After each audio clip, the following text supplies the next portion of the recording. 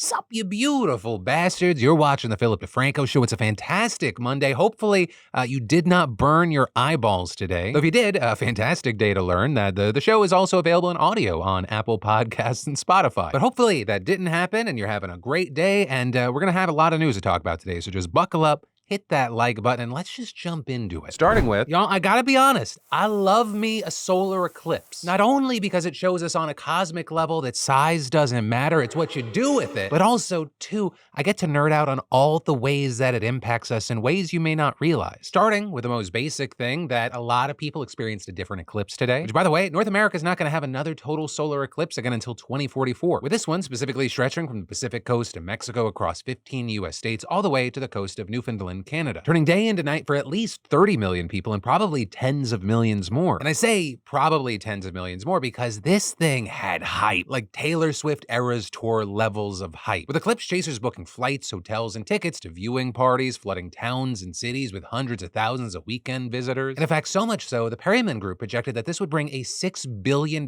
boost to the US economy, which, and I'm not kidding here, is about as much as Taylor Swift's Eras Tour generated. You know, we saw people celebrating all this in countless different ways, some hanging out with Bill Nye at Eclipso-Rama 2024 in Texas, and this as others boarded 2 Delta flights to track the path of totality. With, in fact, NASA also following the path and 2 specialized jets flying at 50,000 feet to collect data on the sun's corona. You know, scientists more generally had a lot of weird shit to look out for today. Like, for example, the eclipse gave a rare opportunity to test Einstein's theory of general relativity, right? Because the darkening sun allowed astronomers to observe the shift in the position of background stars caused by the sun's gravity warping space-time. Also, you had biologists anticipating a change in wildlife behavior, right? Because with the skies suddenly going dark, they expected not sure if it's a scientific term, but the dumber animals to think that it was nighttime and start releasing hormones relating to sleep. Plus, with the sudden drop in temperature as well as pressure, it could have led them to anticipate an approaching storm and become anxious or fearful. But the most interesting animal behavior is that of humans, with people coming together to feel the entire spectrum of human emotions in a communal celebration. Some getting married, others giving birth, many down in beers, maybe all 3. But with that, one group of people that was missing from the spectacle were New York's prison inmates. Or because last month, the state's Department of Corrections announced that due to safety concerns, all state prisons would be locked down during the eclipse. And so we saw in a protest 6 men at Woodbourne Correctional Facility suing the department, arguing there that it is their First Amendment religious right to witness the celestial event. And with that, pointing out that the Bible describes an eclipse-like event during Jesus' crucifixion, with Islamic scripture also describing something similar after the death of the Prophet Muhammad's son. Though also, apparently just about anyone could find significance in Monday's eclipse. Or because the plaintiffs included a Baptist, a Muslim, a Seventh-day Adventist, 2 practitioners of Santeria, pantheistic Afro-Cuban folk religion,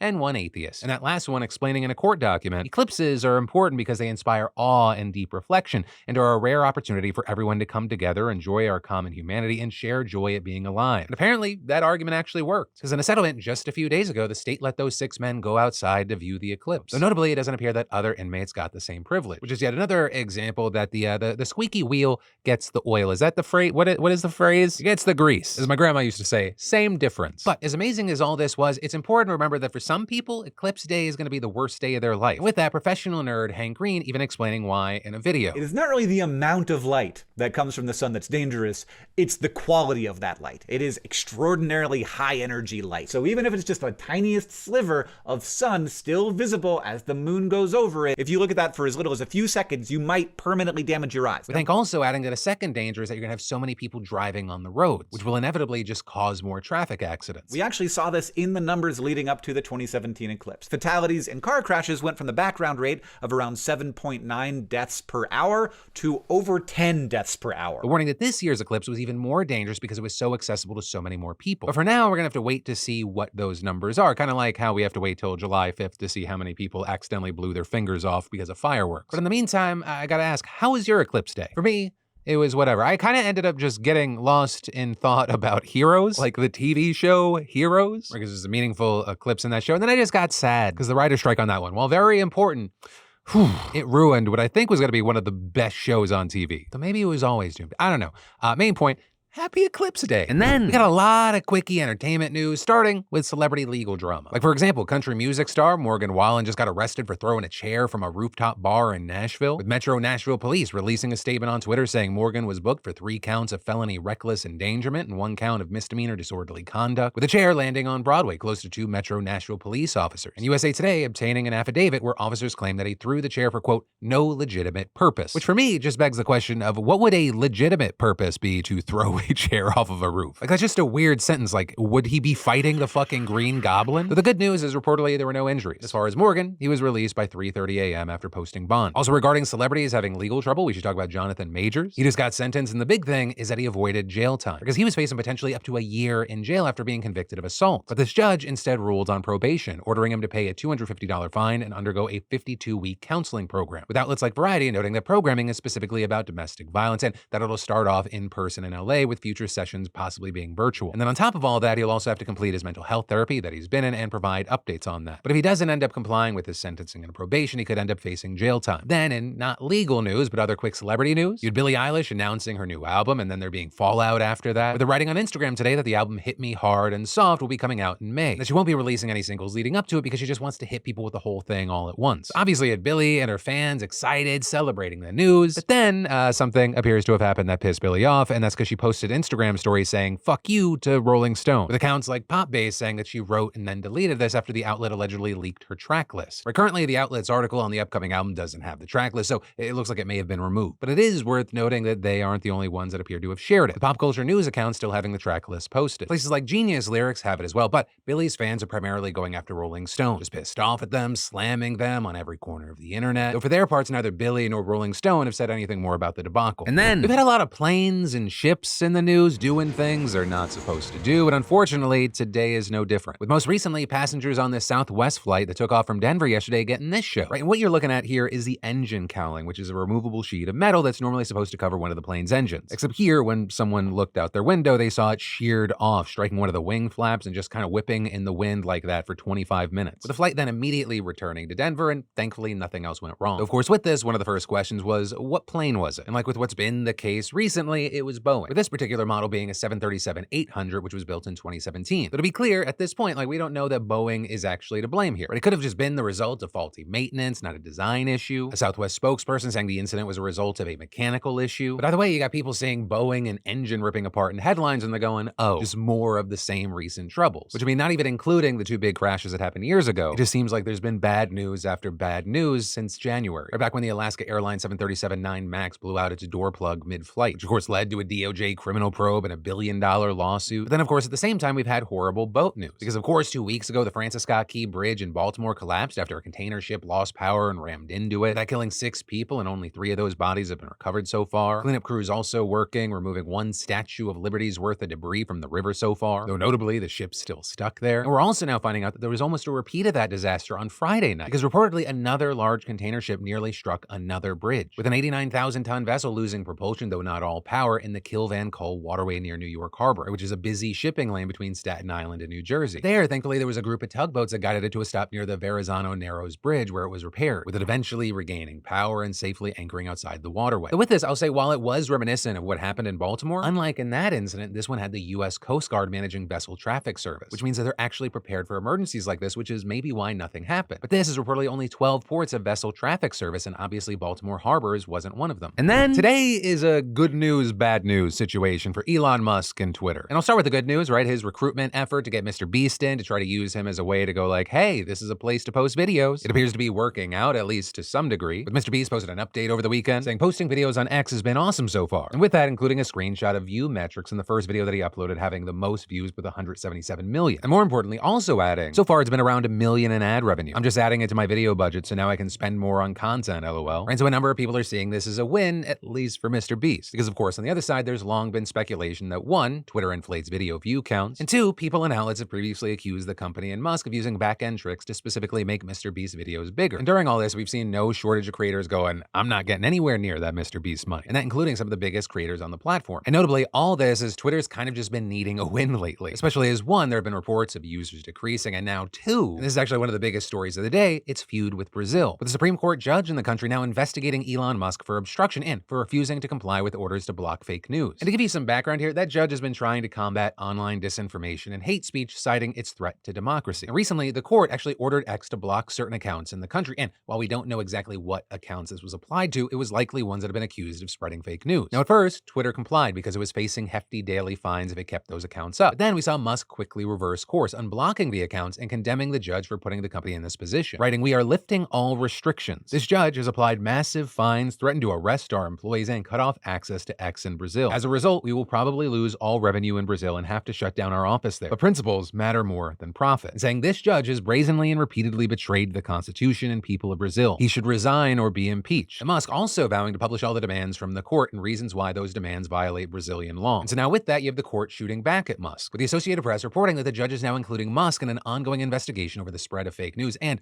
also opened a separate obstruction investigation into Musk as well. With that judge writing, the flagrant conduct of obstruction of Brazilian justice, incitement of crime, the public threat of disobedience of court orders, and future lack of cooperation from the platform are facts that disrespect the sovereignty of Brazil. And with that, many outlets have noted that the fake news problem has been a priority in the country since last year, right when Bolsonaro supporters stormed government buildings in an event that paralleled January 6th. And so also with this, the investigation has gotten some support, with Brazil's Attorney General tweeting, "It is urgent to regulate social networks. We cannot live in a society in which billionaires domiciled abroad have control of social networks and put themselves in a position to violate the rule of law, failing to comply with court orders and threatening our authorities." So notably, not everyone supports this, where the judge opening these investigations has been criticized in the past by people who think that he's overstepped when it comes to free speech. And we've seen some conservative politicians in the country praising Musk for going against the judge. But as far as what's going to happen here, we're going to have to wait to see. And this is an important one for several reasons, but also because Brazil is actually a major market for X. And then, if I had to choose one word to describe the weather of 2024 so far, it would be wet. Between what's felt like the endless rain in California and the South to all the snowstorms spread out everywhere else, wet is the word. And for all you errand runners, hikers, and vacationers out there, you don't want to let the weather control what you do. And luckily, the fantastic partner of our show, Vessi, they have you covered. And they have you covered in style. Be it my weekenders or my new Vessi Stormburst low tops, which are easy to slip in and out of, I'm still good to do just about anything all day in the same shoe I was wearing out in the elements. I'm taking my beautiful wife out to dinner. And reliable is another word that comes to mind when I think of Vessi. Right, they're ideal for any occasion that might find you around water, coastal walks, exploring outside the city, forest, camping, snowy days, boating. I'm just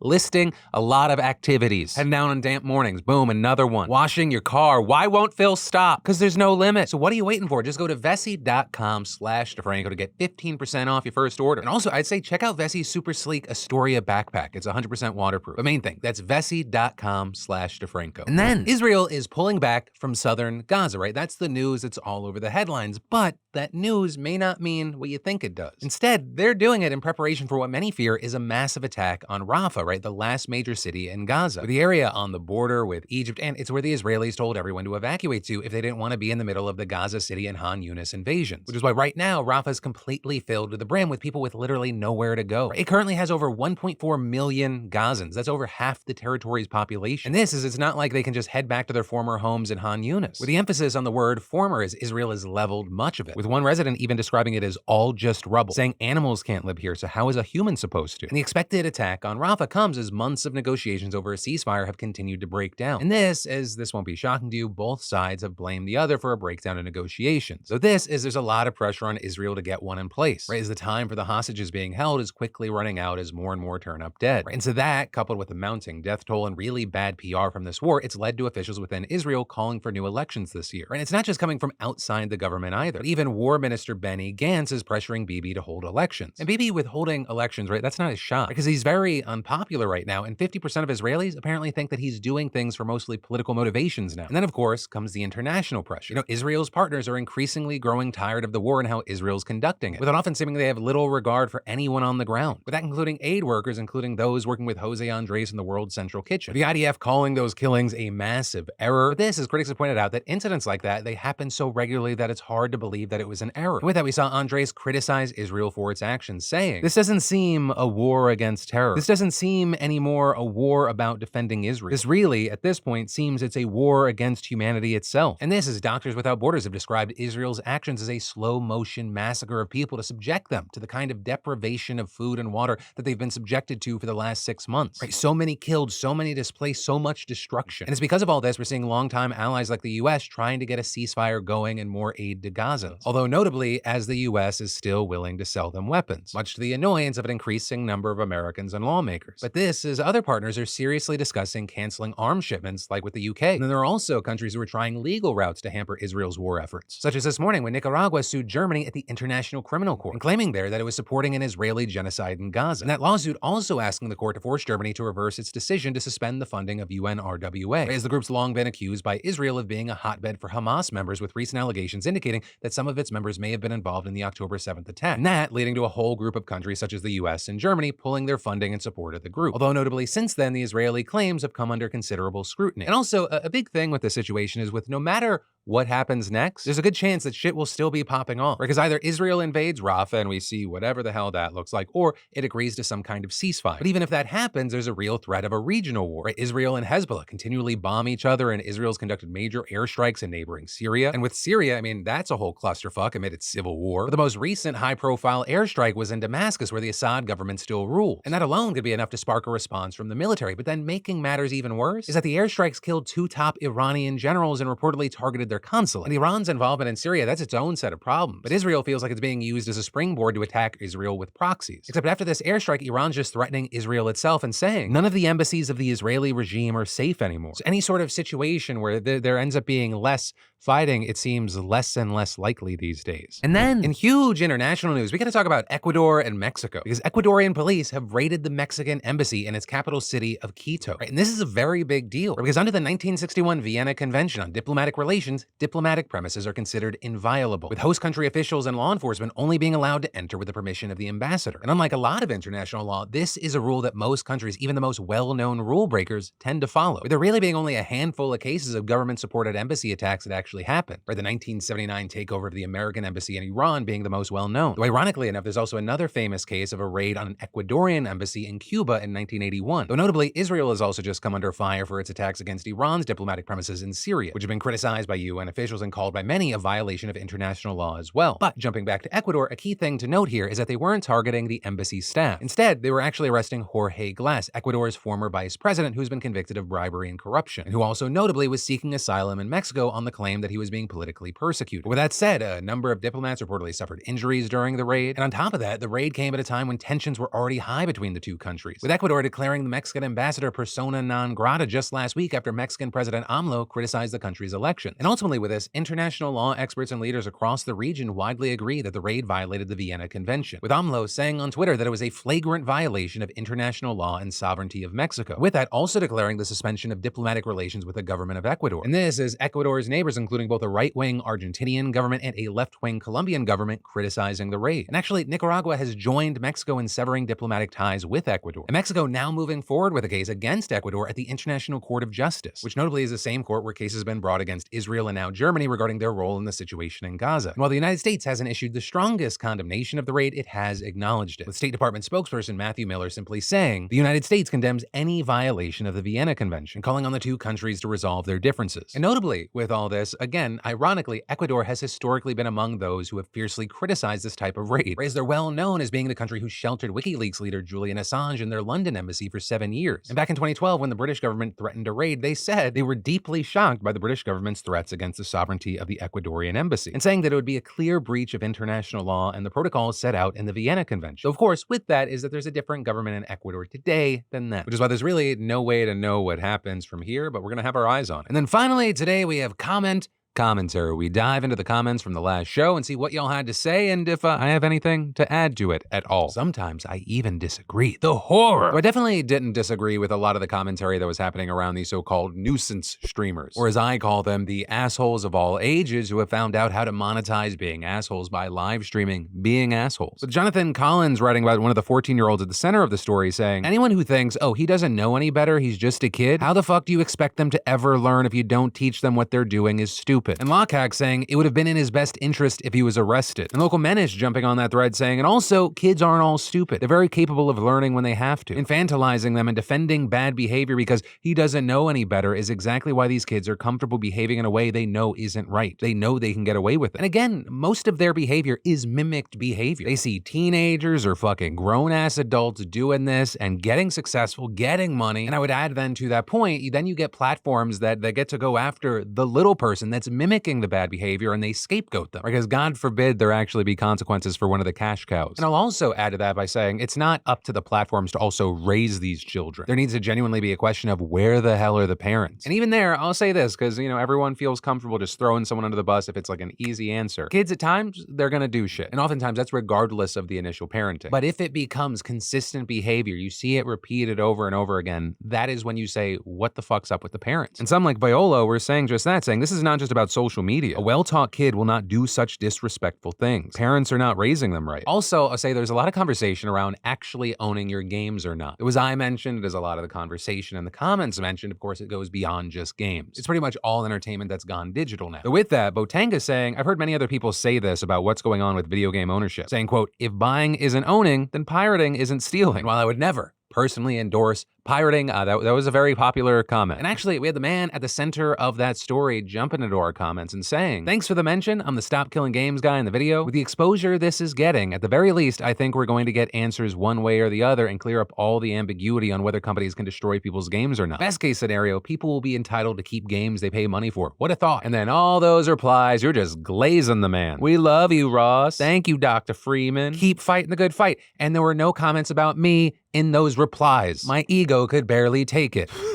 How dare someone get compliments other than me? But then the last comment I want to touch on involved the Botswana elephants story, where Botswana threatened Germany with 20,000 elephants. And if that sentence just sounds insane, like you're like, what are you even talking about? You need to watch the last show. But with that story, it's B-Ray Road. Big fan from Botswana here. Hello to probably one of 23 people in Botswana that watch the show. It's also important to note that human lives aside, elephant overpopulation poses a threat to the local ecosystem as a whole. Their destructive nature and grazing habits results in habitat loss for so many smaller species of animals, as well as posing a threat to certain species of flora as well. It's insultingly arrogant for people sitting in offices in the US, Germany, the UK, etc. to insinuate that their knowledge of elephant conservation, ecotourism, and hunting regulations in Botswana trumps that of on-the-ground educated local experts who dedicate their lives to working directly with these animals. Botswana has successfully tripled the elephant population over the last 30-40 years without the help of the Humane Society of the US. I think the handling of the elephant-related issue should be left to those who actually have them. And while there was a lot of support, we also saw the likes of Paige Conley writing, if Botswana knows what it's doing, that it can control the elephant population without the barbaric, cruel, and evil practice of trophy hunting. If the EU wants to ban imports of elephant heads and tusks in its own borders,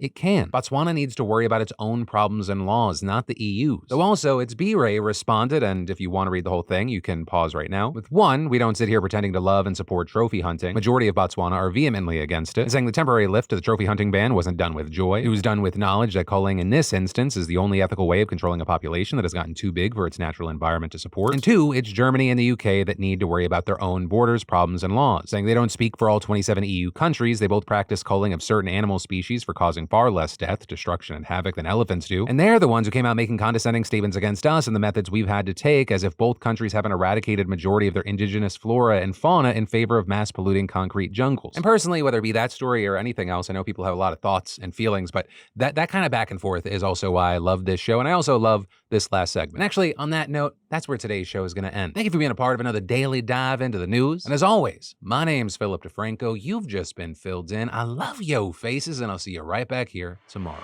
You on my mind a lot. Don't need no time watch. I don't know how I got you in my pocket spot. Yeah, that's babe, need you every day. You like my oxygen.